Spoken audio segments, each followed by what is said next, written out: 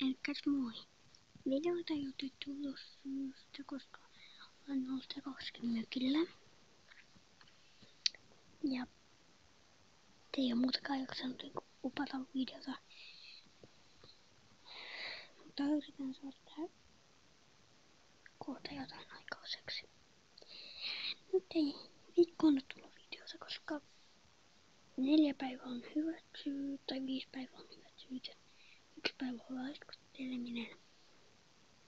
Tonne 2 päivää laskutteleminen. Nyt tänään mä teen vielä tän yhden videon ja sit mietin huomenna. Yritän saada kaverin kanssa.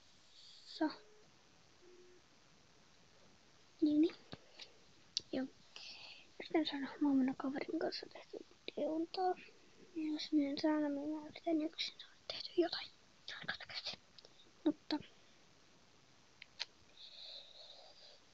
tämä uusi on sitten tulosta näyttäisi tai kertokaa kommentissa, jos haluatte tietää, mikä uusi peli on tulossa.